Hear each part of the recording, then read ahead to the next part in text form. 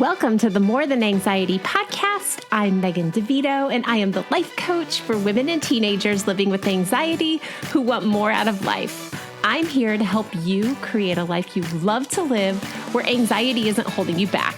Get ready for a lighthearted approach to managing anxiety through actionable steps, a lot of truth talk, and inspiration to take action so you walk away feeling confident in your ability to live a life that sets your heart on fire. Let's do this. Welcome to episode 7 and the week before Halloween. I am so glad that you're here and you decided to join me again this week. I'm always amazed at how quickly the weeks go by. And actually, the more I think about it, how quickly the seasons go by, because I feel like I was just at the 4th of July and considering starting a podcast. And here we are at the end of October. If I'm being honest, the holiday season is sort of starting because at one point, I guess it started with Thanksgiving, but honestly, Halloween is kind of where it starts now, or maybe Thanksgiving, but we're ready to celebrate. And if you've hung out here with me for the last 6 or 7 weeks, you know I kind of like to celebrate. So let's do it. Let's celebrate. Let's celebrate Halloween and think about something else you can celebrate in your life, because that's what keeps us motivated. We have to give our brain that little hit of fun and dopamine. So celebrate something today, and you can start with this podcast. How's that? So love it or hate it, it is spooky season. And honestly, I guess like if you're anxious, spooky season might never end. It could be spooky season all year long if you kind of live your regular life on edge. Today, though, let's scare away some of the things that you come up with on your own, the nightmares that you create, and talk about what you can do to turn spooky into sweet and fun and take a powerful step towards feeling less freaked out by the thoughts that come into your brain and your everyday life. Sound good? All right, let's get started. Often when I am working with clients, one of the ideas or one of the things that pops up for them is the fear of fear and also the fear of feeling calm, which seems like the exact opposite. But when you think about how your body's conditioned, it doesn't like to feel anxious, and change is always perceived as a threat. So if you feel calm, that also feels anxious. It's a terrible catch-22 to be in, but that's what happens. What's interesting, though, is the way that Halloween or horror movies or haunted houses or ghost tours or anything else really play into anxiety, and how for a lot of anxious people, scary stuff like zombies and monsters and axe murderers can actually be calming. Watching Saw or Halloween or Friday the 13th or whatever other scary movie is out there can be very calming for people with anxiety, which is totally weird. But scientists have noticed that some anxious people are drawn to horror movies. We can use those jump scares and spooky season to really start to relieve anxiety and even to heal your nervous system and create new habits that serve you instead of keeping you stuck, which is why I am here and what this is all about. But why is this a thing and how does this work? I will be straightforward and say, I don't love horror movies. My kids love these things. I dropped my 16-year-old son off to see Smile last week after my 15-year-old nephew told me absolutely no way he had to leave. And my 16-year-old, he loves this stuff. And he was like, honestly, it was the most intense movie I've ever seen, and we almost had to take a break. I loved it. And I'm like, what? Why would you want to watch that? He thought it was great. I don't like horror movies, but you can use scary movies and other spooky things to benefit you. And here's how. I want to start with the story, though. I want to tell you about my honeymoon, which sounds like a terrible way to introduce scary things, but it wasn't like that. My husband and I went to Tybee Island and to Savannah on our honeymoon. The year that we got married was the year after a big hurricane had hit Tybee. There wasn't a lot to do on the island. A lot of things were destroyed and they were rebuilding. So we ate some crab and we hung out at the beach for a while, and we decided to go into Savannah. If you've never been to Savannah, Georgia, it's one of the most haunted cities in the country, and I totally love ghost stories. So no, I don't like horror movies, but I love ghost stories. So while we were there, I'm like, we are absolutely going on that midnight ghost tour. It started in a cemetery. They just happened to be filming Midnight in the Garden of Good and Evil while we were there, which, because I don't like scary movies, I think that movie is very scary. So you know what my level of fear is. But it was totally creepy. I loved every second of it. I was creeped out. I laid in bed when we got back to the hotel and was like staring in the dark corners, waiting for ghosts. And I thought it was freaking amazing. The part you also need to know is that I was incredibly overwhelmed with anxiety at this point in my life. My wedding is one of the things that anxiety actually stole from me because I was so anxious that I couldn't relax, and I didn't have very much fun, if I'm being honest. And that's a story for another time. Anxiety steals lots of amazing things from us. But back when we were first married, I was in the thick of really heavy anxiety, and that ghost walk was so fun and so anxiety-free that we actually did it again a few weeks ago. We were back in Savannah for the first time since our honeymoon, and we did the ghost tour, and I loved it. This one was different. It was with a medium. We did like different things. It was creepy and fun, but it totally hit different.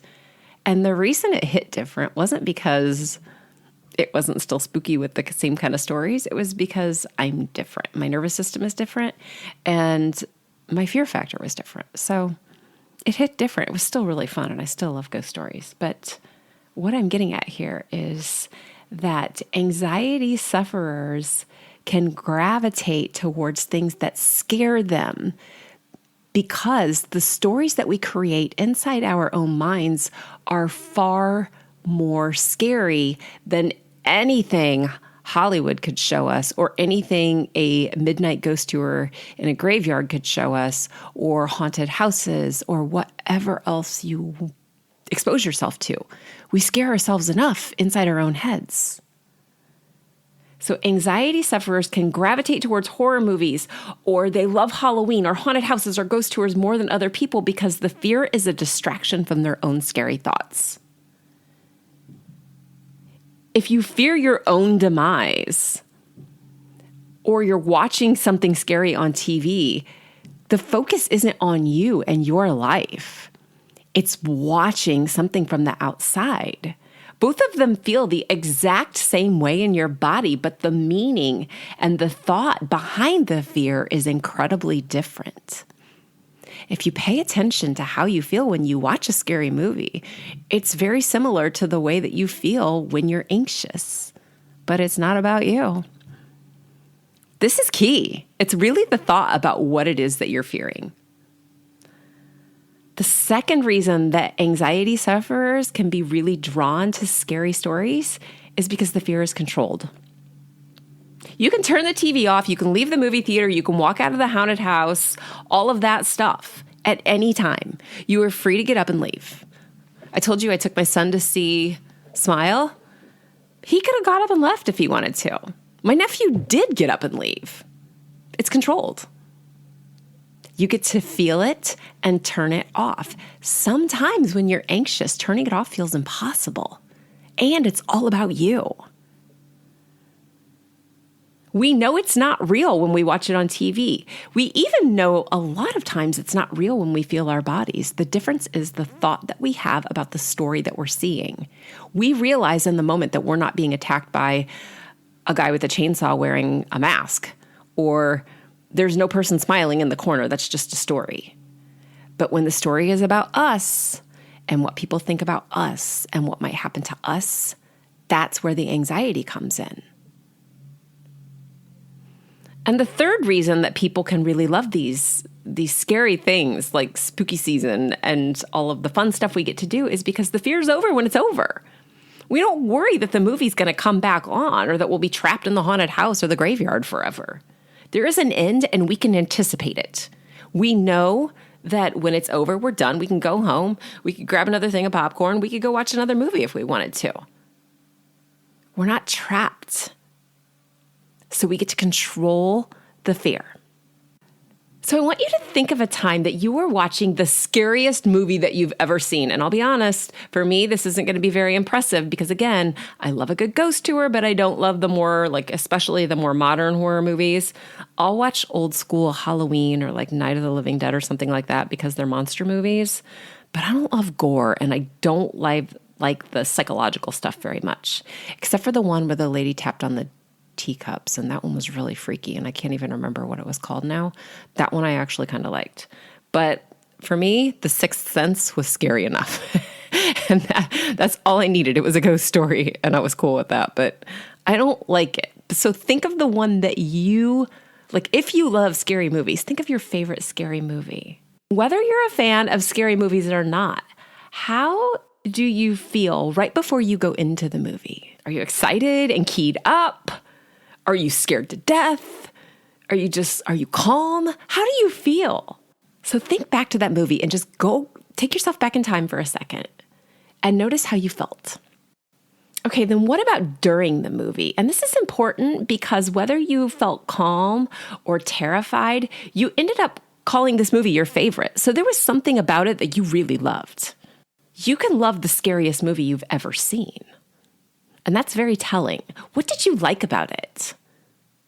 How did you feel during the movie? Obviously scared, but how else? Did you feel powerful? Did you feel in control? Did you feel entertained? How was that sensation for you? Was your heart going crazy and were your hands sweating? Did you hide your eyes? Did you laugh? It's okay. I have to admit, sometimes I laugh in scary movies. Laughter is a release of tension. Sometimes that's why we can laugh in really inappropriate places like funerals or places where we're supposed to be all somber, and sometimes we can't laugh. It's nervous energy. Sometimes we laugh when we're scared. Was your body tense? Was it relaxed? Were you wide awake or were you starting to doze off? Have you ever dozed off in a slasher movie? People do it. There's no wrong answers here. We're just being curious about how you react when you put yourself in a situation where you're enjoying being scared. What about when it was over? So go back to your body again. When that scary movie was over, were you energized? Were you calm and ready to go home and go to bed? Were you freaked out, but you loved it? Like me after the ghost tour? What about your anxious thoughts? And I mean your anxious thoughts, not the scary story from the movie. What was your anxiety level like? Was it better? Was it worse? Was it there at all? Did you go to the movie and leave feeling as relaxed as you felt in a very long time? This can happen. Scary movies. So all of the movies transport us to another place in time, whether you're watching Us or you're watching Christmas Vacation. Scary movies take your brain on a quick vacation somewhere else. It doesn't matter what movie you're watching. When your brain is outside of its anxious habit loop, you aren't anxious because anxiety is thought-related but driven by your body. Even when you're involved with a knife-toting clown killer, you can feel all the scary feelings and not engage. You aren't creating the thoughts. You're just watching the movie. And maybe you're freaked out by clowns for a while afterwards. But that fear, being afraid, is not the same as being anxious, is it? Those are totally different things. Let's talk about how you can use scary stuff to your advantage and really use scary movies that you might love, or haunted houses, or Halloween, to heal from anxiety. The first thing you can do is pay attention to how your body reacts to fear. The anxious stories that you're creating in your own brain, and the fear you feel when you're watching a movie or going to the haunted house or on the ghost tour, those feelings inside your body are the same. Your heart speeds up. Your eyes dilate. You might get sweaty. You might feel like your chest is tight. You might be holding your breath. The feelings in your body are the same. It's the thoughts that you're having about those feelings. Scared is scared. Excited feels the same way as well. So pay attention to how anxiety feels inside your body during the movie, or how fear feels during the movie, and what anxiety feels like when you leave the movie, or fear feels like when you leave the movie. Really get curious and pay close attention to how your body feels. Anxious people misinterpret feelings as actual danger. And when that happens, your brain starts concocting stories to find meaning. But this doesn't happen during a scary movie because we already know it's a movie or a story. We don't need meaning. The meaning is there. It's a movie. I'm supposed to be scared. The second thing you can do is allow yourself to feel however you feel when you are anxious and detach meaning from those feelings in your body and just get curious. If you can say, oh God, I feel this so anxious. I wonder what these feelings are trying to tell me. What is this feeling trying to tell me? Because your brain will start writing a horror movie script about what those feelings mean if that is your current habit. Anxiety is a biological process in your body to keep you safe, whether it's safe from being embarrassed, safe from a disease, safe from some tragic ending that you've created for yourself. Your brain is trying to keep you safe. And it's going to do it in whatever way it needs to make sure that you react. You're either going to run away, you're going to freeze, you're going to fight, or you're going to do everything you can to make someone happy. And that's how you stay alive, even when it's out of order or disordered. But when you are curious, curiosity opens up new options on how you can react.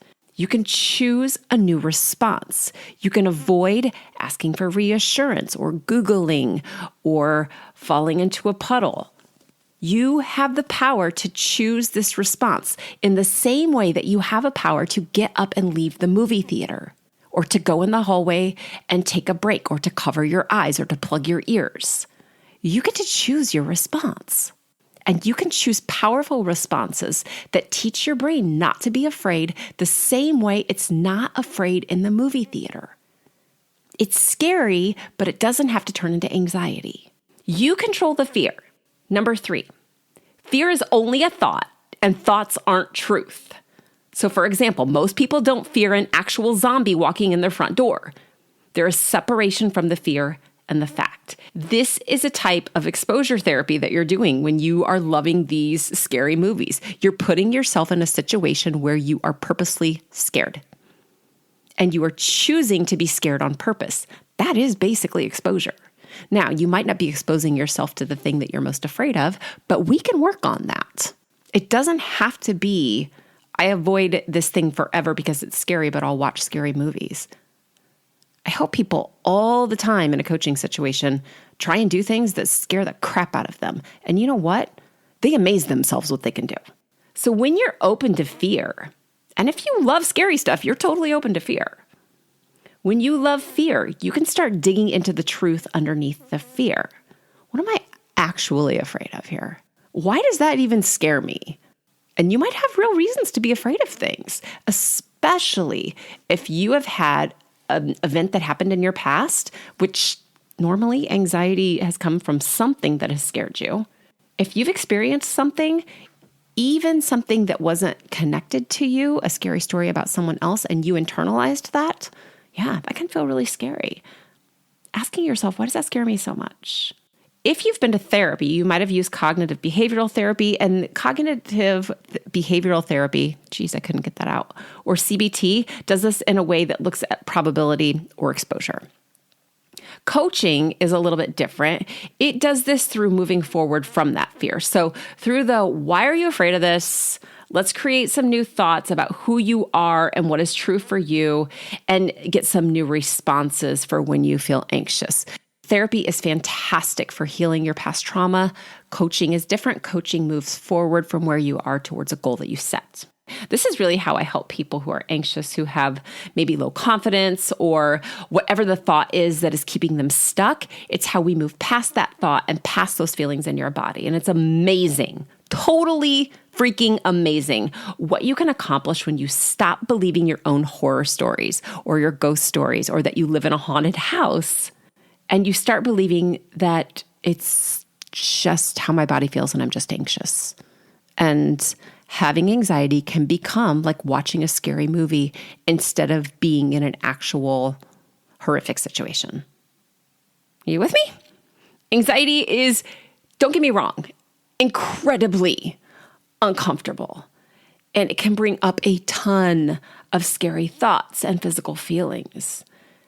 if you start to treat the anxiety in your life the same way that you treat the anxiety that you experience at a scary movie or for Halloween or any other spooky thing, though, you can launch yourself into healing, and you can use those scary movies or whatever haunted houses you're going to or whatever graveyard tours you're taking to your benefit.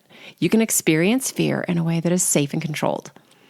And you might actually kind of like it, because if you're going to them, my guess isn't that you're going because you hate them, unless you're doing it to make your friend happy. And that could be fawning. So in the scheme of managing anxiety, it's super important to know that this is the most common mental health affliction in the United States and actually the whole world right now. Thank you, COVID. Thank you, news. Thank you, all the things that are going on around us. But it is incredibly treatable and totally recoverable. You can live a totally normal life, my friend. You can feel good. You can be scared by haunted houses and have it not mean anything anymore. It doesn't have to be a comfort thing. You can deal with the way your body feels and create new habits that help you move forward instead of keeping you on that stupid hamster wheel that you can never get off of. You know, that one where like I'm scared and then I freak out and then I relax and then I'm scared again? Let's get off that thing. You can do it. You can do it before we get into the true holiday season if you get started. It is a choice. You have me here to help you get started like right away. Every day that you allow your anxiety to simmer in your brain, it digs itself a little bit deeper. And I am telling you, from someone who let it grow for 30 years, taking legitimate action right away is powerful, and it will probably scare you. I'm not going to sugarcoat it. It's going to feel hard. I'm not saying it's easy. I'm saying it is simple. To feel the fear and understand that it's okay, that means you're doing something right. Just like when you go to that scary movie, just like it is in spooky season. So I want to ask you a legitimate question here. What are you waiting for? And I don't say that facetiously because I know it's scary. I know it feels overwhelming. I know it can feel impossible.